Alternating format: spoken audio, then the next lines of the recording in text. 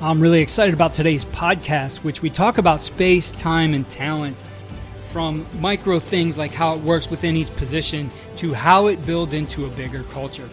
On today's podcast, we have one of our favorite guests. He comes in from time to time to talk to us about all the new things he's working on, and it goes from being a head coach the past couple of seasons back to being an offensive coordinator at a new place, and he's been thinking about install a lot. We're going to talk maybe about some of the trends that he's seen and some of the film that he's watched, and a guy who's always looking to get better, and we're certainly excited to get some insight from him today on this, and that's now the offensive coordinator at Union High School in Tulsa, Oklahoma, Dub Maddox. Dub, always great to talk ball with you.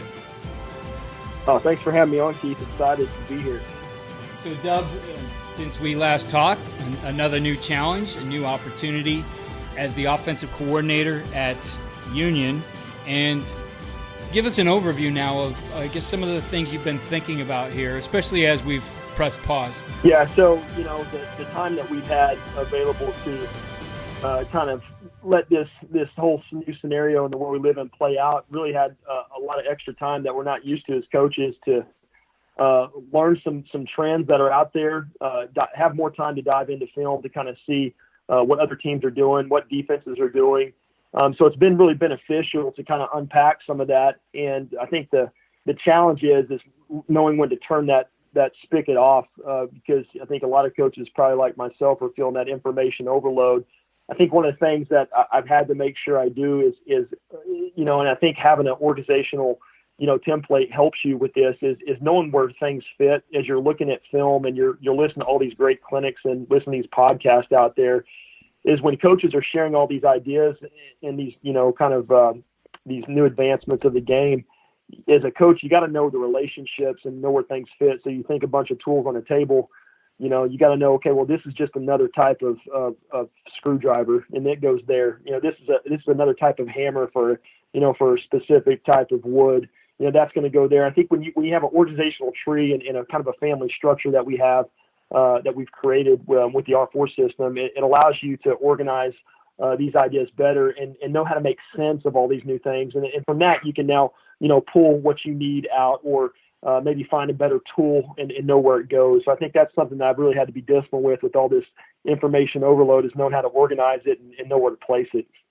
Yeah, the structure is so important, right? The context of this game. I mean, you can go out and, learn an incredible play that they do at a certain school, and you can't forget that play is not used in isolation, that there are other tools built around it, whether that's the tempo that a team uses, the personnel groupings, certain formations, other concepts that complement and have answers to things that might occur. So you can never just study something in isolation. Even when you're bringing it back in, you have to consider, how does this fit for us? Because it actually may fit a little bit different than it did fit for that team you learned it from, right? So the context, I think, is so important. And I do really believe, with what you've done with the R4 system, for you, which is, started with just a way to read a passing progression now to the full-blown, this is how we think about the game. But you have that structure now that allows you to adapt, allows you to evolve, allows you even, in a situation you're in right now to see, what have these guys done before maybe, and what can we do to build upon that with the R4, and, not necessarily turning everybody back into a freshman because it's all brand new. Yeah, I think the things that you got to remember as a coach is everything that you do schematically has to work within the limits of space, time, and talent. That's the three constraints within the game of football. So when you're deciding on plays to implement in your offense, you got to make sure, to understand, okay, the space that it's designed to attack. And when you unpack that, you'll find out, well, here's three different concepts, but they attack the same space. So do I really need all three?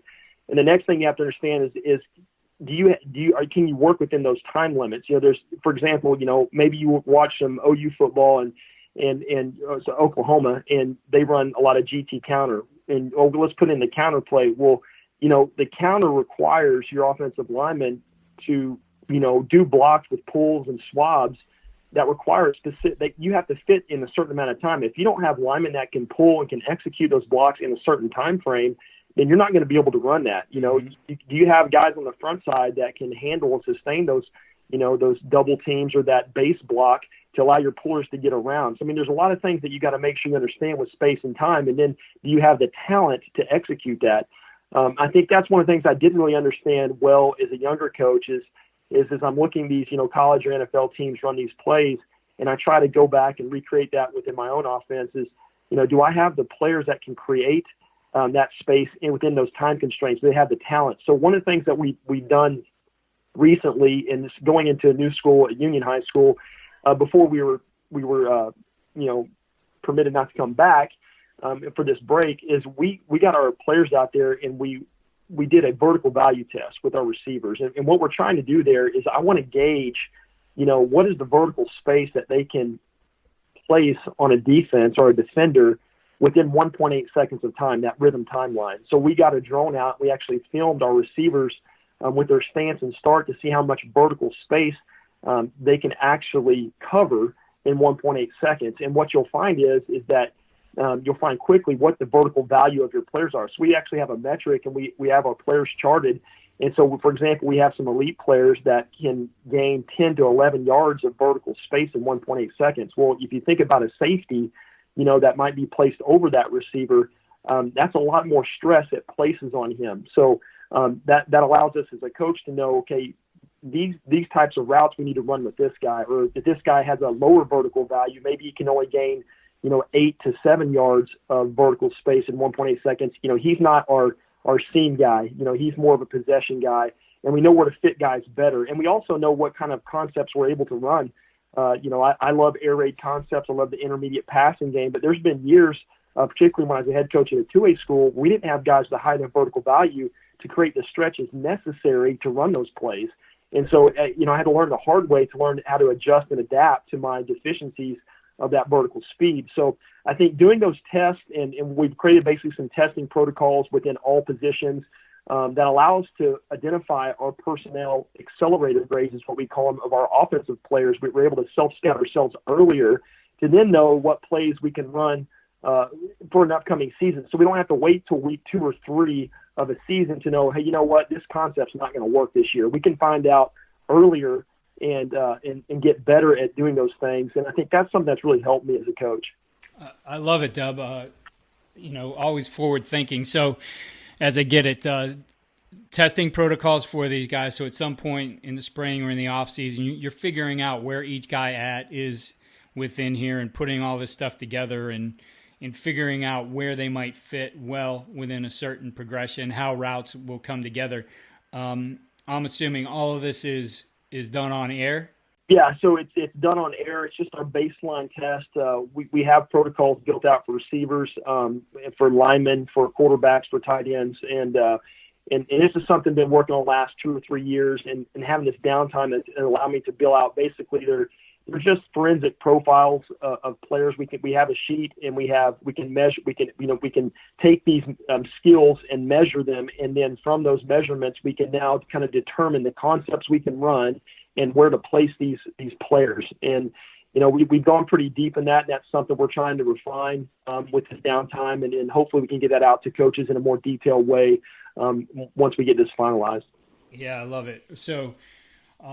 The question I guess I have as a follow-up here, and man, I'm trying to think what the year was. It is some time back, somewhere around 2009, 2010, I came out to Jenks, and we spent a couple days together, and, you showed me what you were doing with receivers and releases and all those things. So there's a lot of different approaches to, a guy winning his space, winning his route. Some things that, are going to slow him down in attacking that vertical space, which for your rhythm routes are very important, right? And I see all kinds of great stuff out there. One guy who's been on the podcast a number of times has all kinds of great content on different types of receiver releases and how to win routes and those things. But I would say, again, those things can't be used in isolation. I think you have to understand, how does it affect the timing of the route? So with that, as you start to place defenders into the mix here, and a receiver has to do something to win his space, win his route space, right? How does that factor into?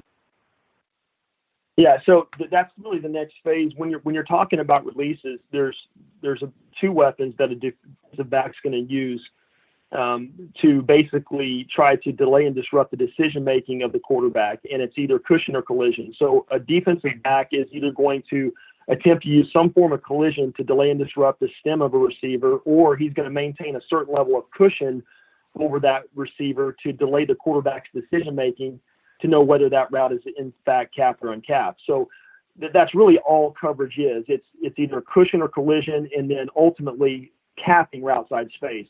So what we have to do as receivers and as coaches is to understand, okay, what are my tools in the toolbox that are going to allow me to avoid this collision that this defender is trying to inhibit on me. And so we have 5 release families of releases that we install with our players, and these were covered in the Adapter Guide book.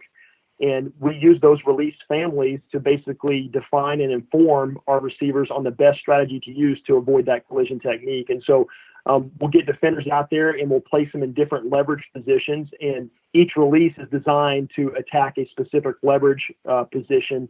And once they understand and can connect on the release to use and the why it needs to be used, the acceleration of that decision making and the ability to overcome that collision goes up exponentially.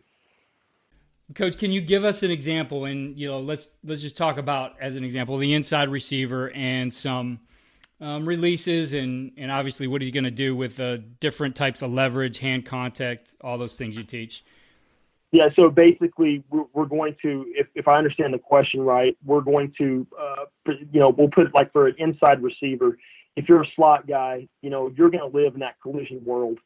Outside receivers, they're more of trying to defeat cushion. So, what we're looking for is if you're going to play a slot, you have to be really good at being able to, gauge the leverage position of that linebacker. Is he inside or outside or head up?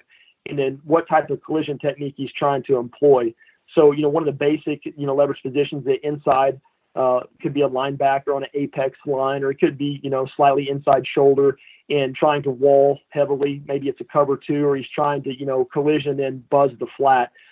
There's the first day 1 release that we'll do, and that is what we call a seam release. And that's a 3-step outside move. And we limit it to 3 steps because if he goes beyond 3 steps on that outside release, and collision has occurred, he's going to get pushed outside his route space and he's essentially dead.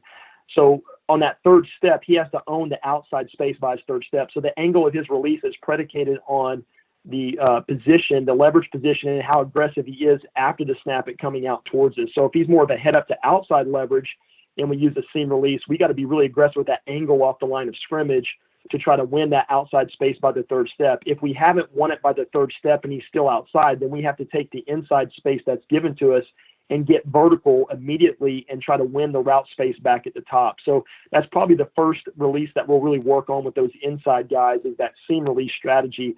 And what we're looking for is to make sure that the receivers understand the angle of attack, and then also can they stick on the 3rd step and immediately get vertical. And then at that point, you have to bring in the hand releases with it. So the receivers have to understand that releases is really 2 parts. It's the lower body with the feet, and then the feet are used to gain the appropriate angle to uncap space. And then also the hand release is the second part.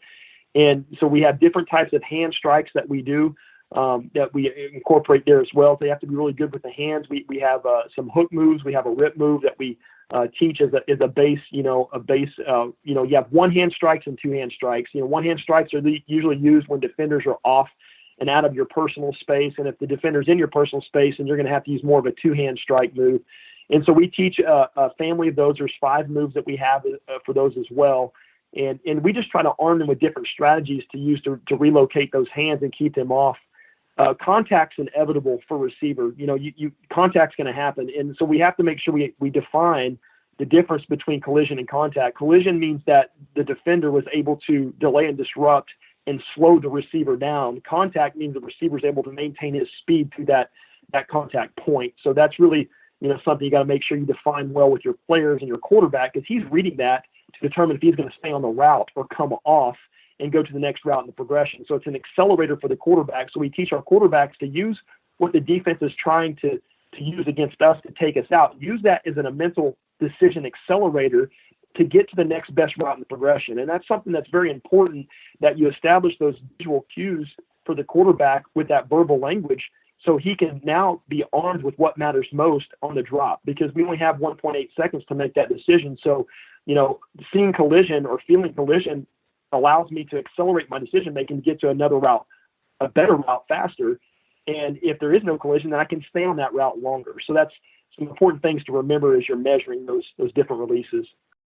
Well, Dub, looking at the guys up front, the linemen, right? And you got those initial metrics on those guys and how they're able to move. Again, now you start to put bodies in, things become different.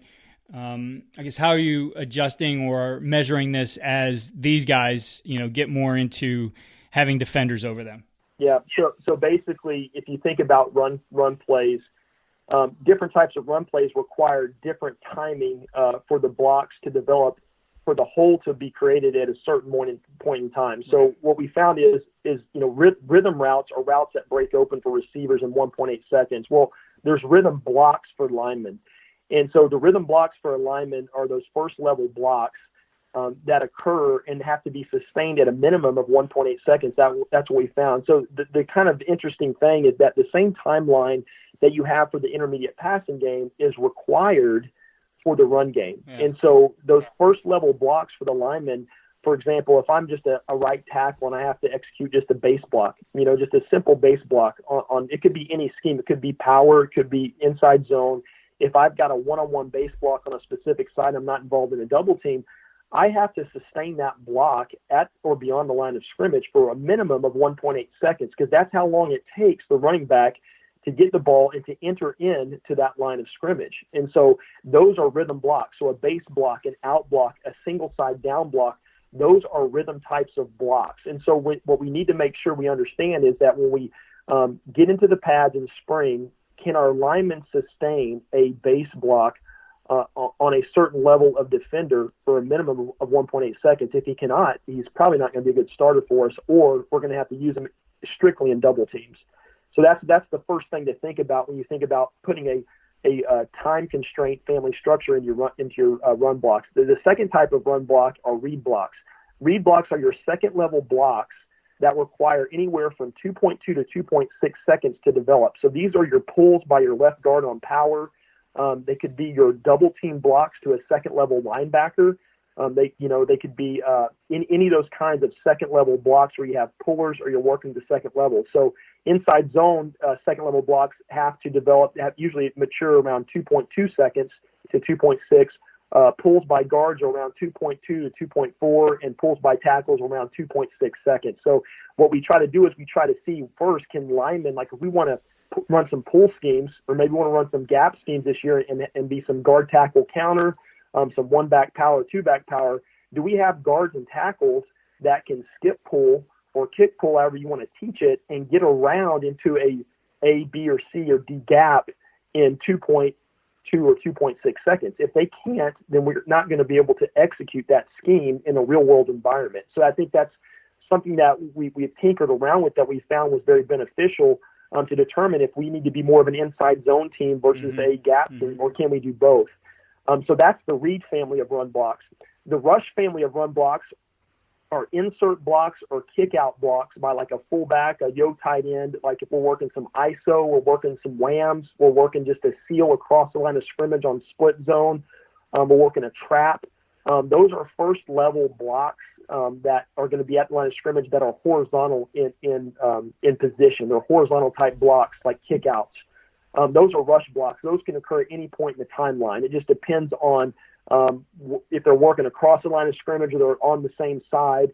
And so those have to be sustained anywhere from 1.8 to all the way to 2.6, depending where they terminate and where they originate. So those are what we call rush types of blocks. So when we look at fullbacks, we look at those yo tight ends that are sealing across a split zone. Can they work across and can they sustain that horizontal block for a minimum of 1.8 to 2.6 seconds? And that's what we're looking for there. And then the release types of blocks are all your screens. You're releasing linemen downfield. So can we get linemen out into space?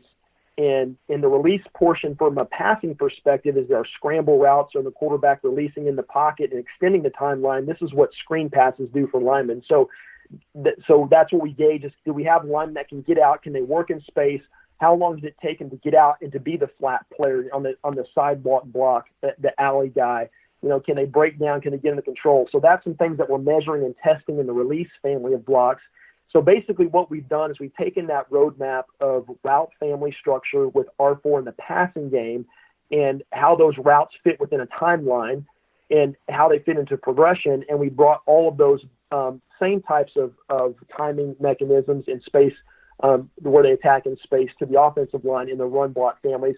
And we use those different types of blocks, the rhythm blocks, the read, the rush, release to create runs concepts. And so that helps us better determine what concepts can we do based on how well those linemen can sustain those blocks and can they move to get into those places at a certain amount of time. You got me thinking of so many things now, Dub. My gears are turning with that one. Applying that to the run game, I think that's amazing. Now, when you're looking at the backs, right? Because we talked about space, time, and talent. Now you're looking at the backs and how they're able to, get to those mesh points or aim points, I should say. Aim point would probably be the right word. Get to that aim point and make their read and cut, their ability to do those things. How have they fit into this whole calibration of, the R4 system? Yeah, it's the same thing that you have with the quarterbacks. I mean, in the run game, the running backs have the ball, so they're the decision maker, like the quarterback is in the passing game. So they have to understand, the concepts that we're running, the run game concepts.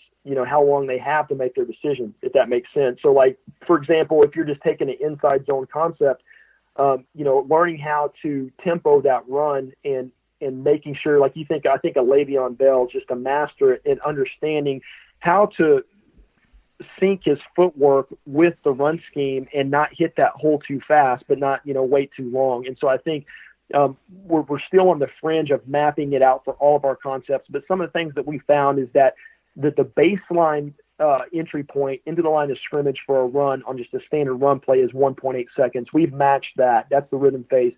Counter schemes, are going to be kind of that intermediate passing concept equivalent.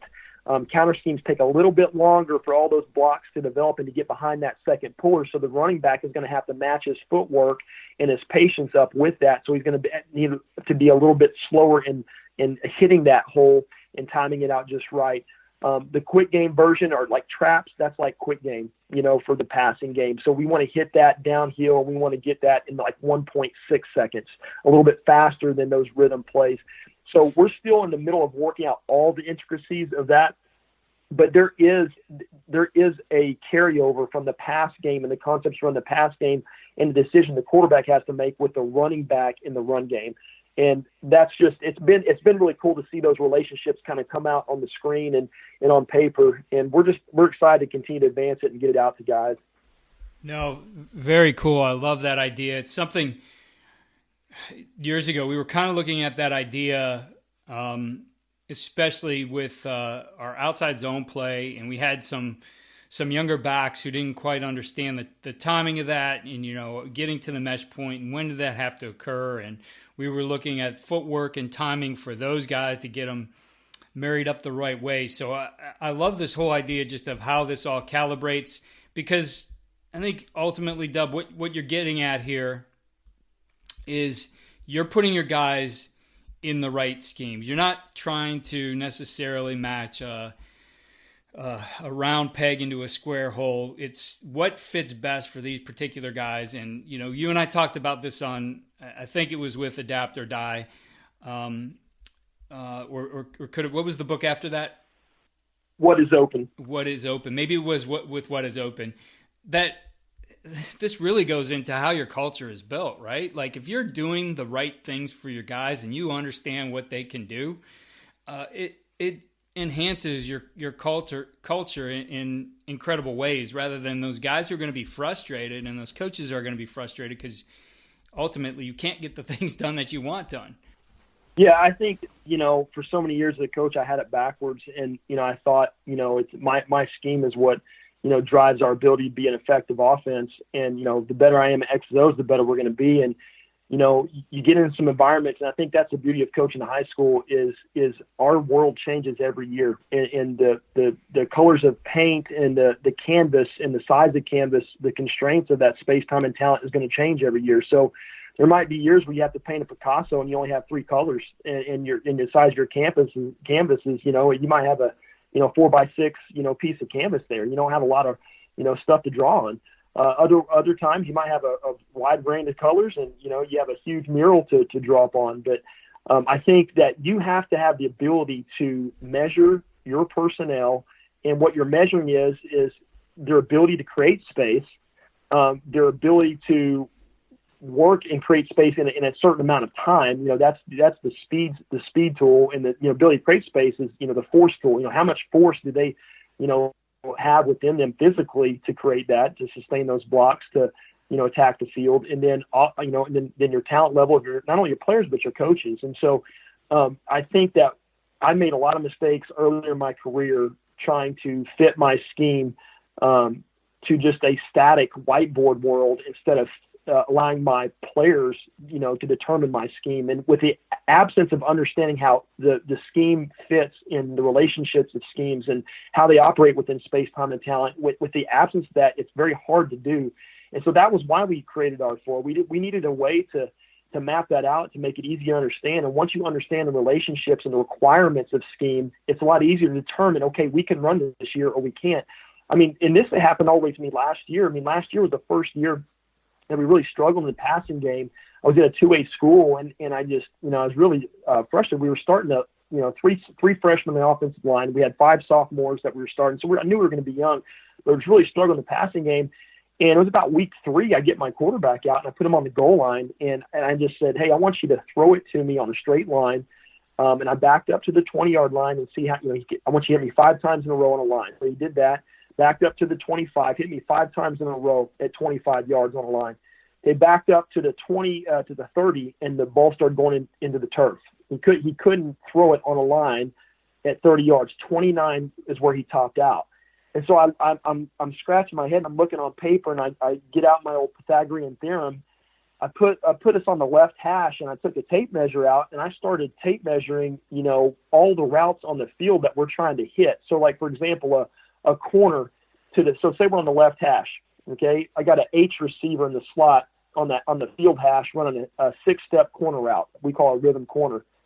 Well, that route breaks. That splashdown on that route is at 35 yards if you take the hypotenuse of that triangle. And I'm sitting there thinking, well, the route breaks at 22 yards from the sideline. So, you're thinking, well, that's a 22-yard route. Well, really, it's a 35-yard breaking route when you do the old A squared plus B squared equals C squared. And so my quarterback couldn't make the throw. He couldn't make it at all. And I'm thinking, why am I running, smash concepts from the pocket with normal splits when my quarterback can't even throw it 29 yards on a straight line in front of me? And then I started mapping out other routes, and I'm finding, man, I'm an idiot. We're running intermediate concepts that my guy, he can't throw. So we had to make a drastic change about mid-season and start to create, different types of pocket movements and different concepts and reduce our splits and do some creative things to put him in an environment where he could actually execute. And that's on me. That was just sheer foolishness on me for thinking that I'm living in the world that I'm used to living in. And this kid was a sophomore, and he just didn't have the physical tools at 15 years old to make these throws. So I think that's, what we've done now is we've created a test for our quarterbacks. We've got a throwing test. We've got all the routes that we need to throw in a perfect world that I would want to be able to make. And that's the day one. The first day at Union, I got my quarterback out, and we went out on the field, and I marked all those throws off, and I wanted to test and see which routes he could hit. And now what it does, it allows me to now go back and create a strategy in a training protocol to see if I can get my quarterback, if he can't make a certain throw, okay, can I get him there in 2 to 3 months? And if I can't, then we're going to have to take these concepts out. Okay, so it just gets me ahead of the game faster, so I'm never stuck in that week 3 scenario again and figuring out mid-season. Well, I love it, Coach. I'll tell you what, there's going to be a million questions I have about this and ideas and things I want to pick your brain about. Maybe we can get back together, especially the run game side of this is huge. But I love this idea that you share with us today, space, time, and talent. I love everything you've been doing with the R4 system. For our coaches out there, let's share your Twitter, and then you have some great resources. I want to make sure they know where to find those. Yeah, you can hit me up on Twitter at Coach Dub Maddox. We have a website, r4footballsystem.com. We have 3 books out, Headset to Helmet, Adapter Die, and What is Open, that are available for purchase on Amazon, or you can get them off our website.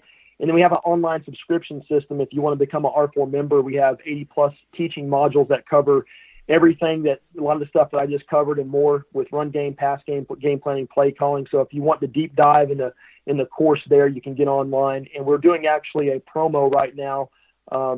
We have a spring break discount. It's spring break 30, and you can get online, enter in that code spring break 30, and that'll give you a 30% discount off the membership. And we're doing that for coaches that have a lot of downtime during this break, if you want to take a deep dive and learn some ball. Awesome. Well, Dub, as always, again, thank you for your time, and we'll definitely get back together and talk some more ball before the season starts. All right. Thanks, Keith.